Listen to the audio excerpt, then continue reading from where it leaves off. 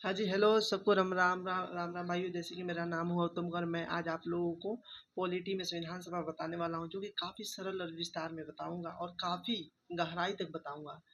जैसे कि संविधान सभा आखिर हम कहते हैं किसे? संविधान सभा का अर्थ होता है एक प्रकार का संविधान सभा गठन है, जो कि कैबिनेट मिशन योजना की सिफारिश पे संविधान सभा का गठन किया गया था। और यह गठन नवंबर 1946 को हुआ था। और भारत में कैबिनेट मिशन योजना कब आई थी? तो भारत में कैबिनेट मिशन योजना 24 मार्च 1946 को आई थी और यह 3 सदस्यीय योजना थी। और इन 3 सदस्यों का नाम इस प्रकार है, जैसे कि एक में सर स्टेफर्ड क्रिप्स, जो कि वाणिज्य विभाग का प्रधान थे। दो में दो में आपका दो में एवी अलेक्जेंडर, जो कि नौसेना के प्रधान थे। 3 में पैंथिक लॉरेंस, जो कि भारतीय सचिव थे। और कैबिनेट मिशन योजना के अध्यक्ष पैंथिक लॉरेंस थे और उन्होंने अपनी रिपोर्ट मई 1946 को दिया था। और कैबिनेट मिशन ने अपनी सिफारिश में कहा कि प्रति 10 लाख आबादियों में से संविधान सभा के लिए एक सदस्य को चुना जाएगा, जिसके तहत 389 सदस्य चुने गए, जिसमें से 296 सदस्य ब्रिटिश प्रांत से आए थे। और जिसमें से 296 सदस्य ब्रिटिश प्रांत से आए थे और 93 सदस्य देसी रियासत से शामिल हुआ। अर्थात हम कह सकते हैं कि संविधान सभा का गठन देसी रियासत और ब्रिटिश प्रांत के मिलने से हुआ। और ब्रिटिश प्रांत के 296 सदस्यों का निर्वाचन जब जुलाई अगस्त में किया गया, तब उसमें 208 सीटें कांग्रेस को और 73 सीटें मुस्लिम लीग को प्राप्त हुई। और संविधान सभा में जो कि 93 सदस्य देसी रियासत के थे, उनको देसी रियासत के राजा द्वारा मनोनीत किया गया। और जो कुछ सदस्य बचे, उन्हें निर्वाचित और मनोनीत किया गया। और संविधान सभा में महिलाओं की संख्या 15 है। और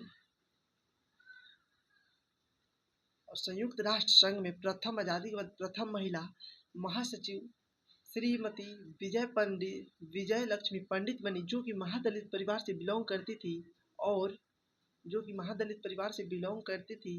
और वो 1953 ईस्वी में महासचिव बनी। और प्रथम राज्यपाल बिहार की सरोजनी बाई नायडू बनी। और आज़ाद भारत के प्रथम मुख्यमंत्री आज़ाद भारत के प्रथम महिला किस राज्य की प्रथम महिला श्रीमती सुमेता श्रीमती श्रीमती सु श्रीमती सुचेता कृपलानी, जो कि उत्तर प्रदेश की मुख्यमंत्री बनी। और संविधान सभा की पहली बैठक दिल्ली में हुई, जिसमें 207 सदस्य शामिल हुए और जिसमें सबसे सर्वश्रेष्ठ सदस्य सचिदानंद सिन्हा हुए, जिस कारण उन्हें अस्थायी अध्यक्ष बनाया गया, अर्थात प्रोटेम स्पीकर बनाया गया। और यह बैठक 9 दिसंबर 1986 को हुई थी। और इस बैठक का बहिष्कार मुस्लिम लीग ने किया था। मुस्लिम लीग ने इसलिए किया था क्योंकि मुस्लिम लीगों का मांग था कि मुसलमानों के लिए एक अलग राष्ट्र पाकिस्तान बनाया जाए। उसके बाद दूसरी बैठक 11 दिसंबर 1946 को हुई, जिसमें डॉक्टर राजेंद्र प्रसाद को अस्थायी अध्यक्ष बनाया गया और एच.सी. मुखर्जी को उपाध्यक्ष बनाया गया तथा बी.एन. राव को संविधान सलाहकार बनाया गया। और आगे चलकर संविधान सभा का सचिव एच.बी.आर. अयंगर बने। और संविधान सभा ने अपने प्रतीक चिन्ह के रूप में हाथी को अपनाया। और 13 दिसंबर 1946 को तीसरी बैठक में संविधान सभा के प्रस्ताव में पंडित जवाहरलाल नेहरू ने एक उद्देश्य प्रस्ताव रखा, जो कि आगे चलकर संविधान सभा ने 22 जनवरी 1947 को स्वीकार किया। और यही उद्देश्य प्रस्ताव आगे चलकर संविधान की प्रस्तावना बनी। 22 जनवरी 1947 को संविधान सभा ने यह प्रस्ताव रखा कि संविधान सभा भारत को एक संविधान बनाकर देगा। दूसरी पॉइंट, संविधान सभा 22 जुलाई 1947 को संविधान सभा ने 22 जुलाई 1947 को संविधान सभा ने भारत के राष्ट्रीय ध्वज तिरंगा को भारत के राष्ट्रीय ध्वज के रूप में स्वीकृत किया, जिसकी प्रस्तावना डॉक्टर राजेंद्र प्रसाद ने पहले ही प्रस्तावना में दिया था कि तिरंगा को भारत का राष्ट्रीय ध्वज बनाया जाए। और आज़ादी के बाद संविधान सभा का गठन पुनः फिर हुआ जिसके तहत 389 सदस्य संविधान सभा में थे।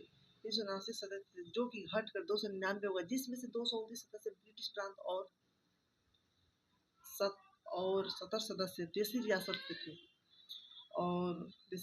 के थे और आज़ादी से पहले देसी रियासत से थे।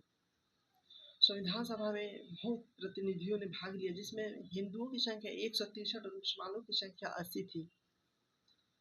भारत में संविधान राष्ट्रमंडल सदस्य राष्ट्र मई 1949 में बना और यह किसने स्वीकृति दिया था राष्ट्रमंडल सदस्य राष्ट्र बनने के लिए?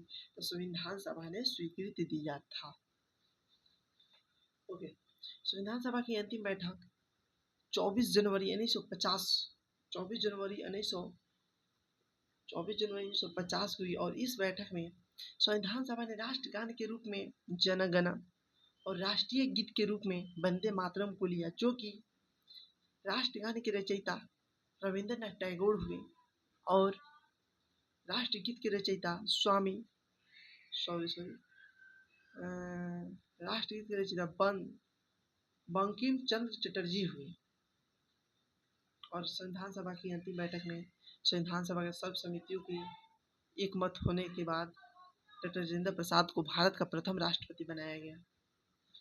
संविधान सभा बनाने के दौरान कई छोटी कई बड़ी समितियों को सम्मिलित गठन करना पड़ा, जिसमें से 8 समिति बड़ी समितियाँ और 13 छोटी समितियाँ, और इसमें सबसे विशेष महत्वपूर्ण प्रारूप समिति है। प्रारूप समिति आखिर है क्या? प्रारूप समिति एक प्रकार की सदस्यीय समिति है, जो कि प्रारूप समिति का गठन 29 अगस्त 1947 को हुआ था, जिसके अध्यक्ष डॉक्टर भीमराव अम्बेडकर थे और यह समिति 7 सदस्यीय समिति थी और डॉक्टर राजेंद्र प्रसाद संविधान सभा के अध्यक्ष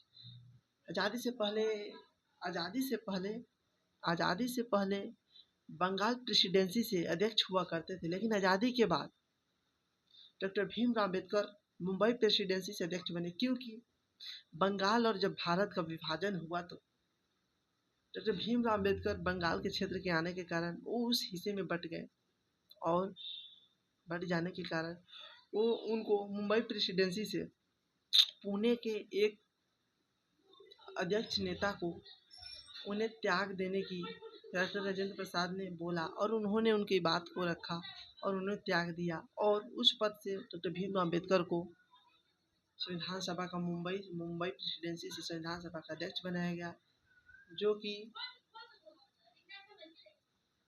कि डॉक्टर राजेंद्र प्रसाद के कारण संभव हो पाया। प्रारूप समिति के 7 सदस्यों में से एकमात्र कांग्रेसी सदस्य के.एम. मुंशी हुए। प्रारूप समिति में बी.एल. मित्रा का स्थान एन. माधवराव ने लिया तथा डी.बी. खेतान का स्थान टी.टी. केम्सचारी ने लिया। जैसे कि दोस्तों अब कुछ महत्वपूर्ण तथ्य मैं बताने वाला हूँ। संविधान बनाने के दौरान 60 से अधिक देशों का संविधान का अवलोकन किया गया और संविधान बनाने में 64 लाख रुपये खर्च हुए। संविधान बनाने में दूसरी पॉइंट संविधान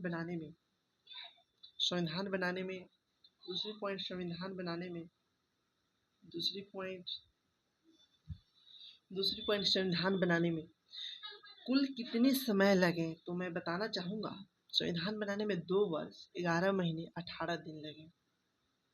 भारत का संविधान 26 नवंबर 1949 को बनकर तैयार था। संविधान सभा ने इसी तिथि को संविधान सभा ने इसी तिथि को स्वीकृत किया और 26 नवंबर को संविधान दिवस के रूप में मनाया जाता है। संविधान में मूलतः 395 अनुच्छेद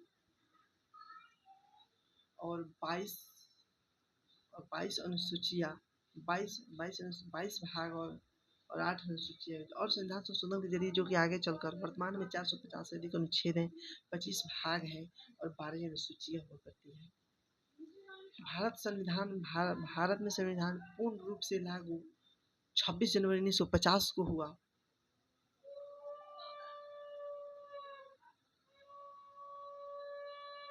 संविधान को 26 जनवरी को ही क्यों लागू किया? इसका एक महत्वपूर्ण कारण है। वो कारण ये है क्योंकि भारत ने अपना पहला स्वाधीनता दिवस 26 जनवरी 1930 को मनाया था। इसी कारण इसी के रूप में संविधान को 26 जनवरी 1950 को लागू किया गया। संविधान सभा के सुलेखक यानी कोरियोग्राफर प्रेम बिहारी नारायण जयदादा हुए। संविधान सभा को मूलतः अंग्रेजी में लिखा गया था, पर संविधान सभा को हिंदी में रूपांतरण बसंत कृष्ण वैद्य ने किया। संविधान को सुंदर चित्रों से सुसज्जित करने का काम नंदलाल बोस और राम मनोहर सिन्हा ने किया। संविधान के मूल कॉपी को आज भी हीलियम गैस में डुबा कर रखा गया है। संविधान की बैठक में 11 बैठकें हुई, जिसमें 7वीं बैठक में महात्मा गांधी को श्रद्धांजलि देने की प्रस्तावना यथी दी गई, इजाज़त दी गई।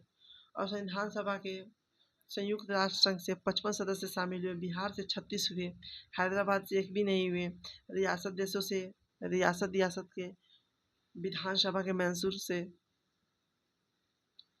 7 सदस्य शामिल हुए। और ग्रैनविल ऑस्टिन ने कहा है कि संविधान सभा ही कांग्रेस है, कांग्रेस ही संविधान सभा है।